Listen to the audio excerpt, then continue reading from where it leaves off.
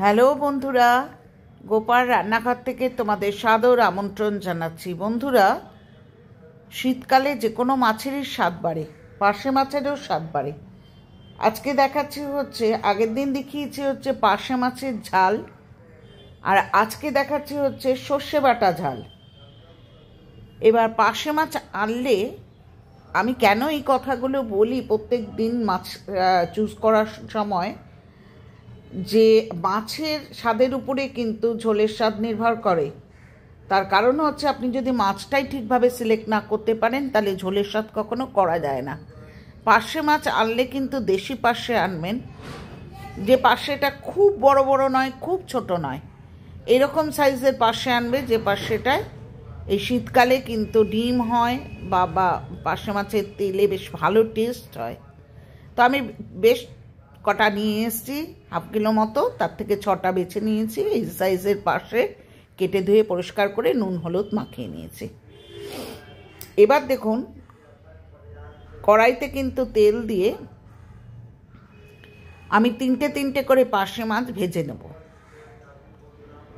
তবে আমি বারবারই বলি যে কোনো জিনিসটা আমি খুব কড়া মাছ ভাজা পছন্দ করি না। তার কারণ হচ্ছে মাছের স্বাদটা চলে যায়। তবে অনেকেই কড়া মাছ পছন্দ করেন, কিন্তু আমি করি না বেসিক্যালি।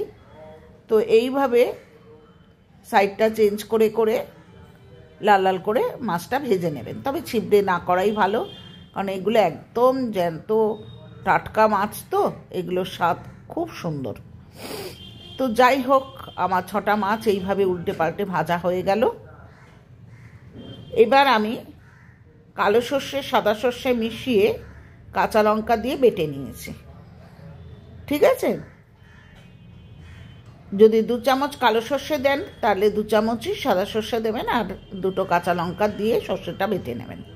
কড়াইতে কালি জিরে ফোড়ন দিলাম, দিয়ে সর্ষে বাটাটা ছেড়ে দেবো। ঠিক আছে বন্ধুরা, দেখেছেন সর্ষে বাটাটা আমি ছেড়ে দিয়েছি। এরপর আমি এতে একটু হলুদের গুঁড়ো, একটু লঙ্কার গুঁড়ো দিয়েছি, কাশ্মীরি লঙ্কার গুঁড়ো, আর লবণ দিয়েছি। দিয়ে ভালো করে নাড়াচাড়া করতে লাগলাম। দেখেছেন বন্ধুরা কি সুন্দর কালার হয়েছে লঙ্কার গুঁড়োটা দেওয়াতে। এবার আমি খুব ভালো করে নাড়তে লাগবো। পাশে গরম জল করেছি, সেই গরম জল থেকে একটু গরম জল দিয়ে ঝোলটাকে আমি ভালো করে কষাতে লাগবো। দেখেছেন, আমি জলটা দিয়ে এবার ঝোলটাকে আবার কষাতে লাগবো। যে কোনো মাছের ঝোল বলুন, সবজি বলুন, সব কিছু স্বাদ নির্ভর করে কিন্তু যত আপনি আংশাবেন, যত আপনি কষাবেন তার উপরে। হয়ে গেল।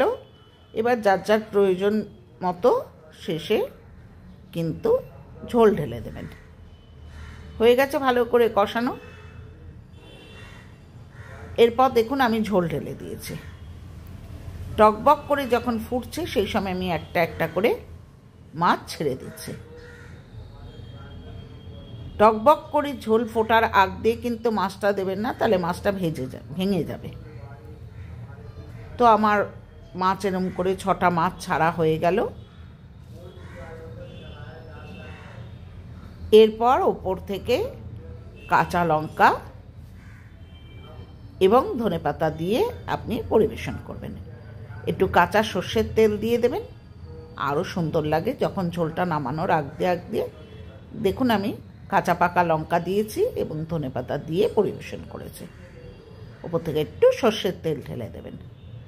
হয়ে গেল আমার পার্শে মাছের সর্ষে বাটা ঝাল। এটা গরম ভাতের সাথে খেতে খুবই ভালো লাগে। প্রত্যেকেই জানেন, কম বিস্তর প্রত্যেকেই এইভাবে রান্না করেন, আমি আমার মতো করে করলাম।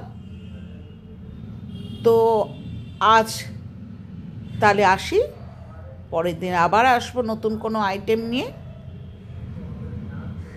তো পুরনো বন্ধুরা যেইভাবে পাশে আছেন তাতে আমি সত্যি কৃতজ্ঞ।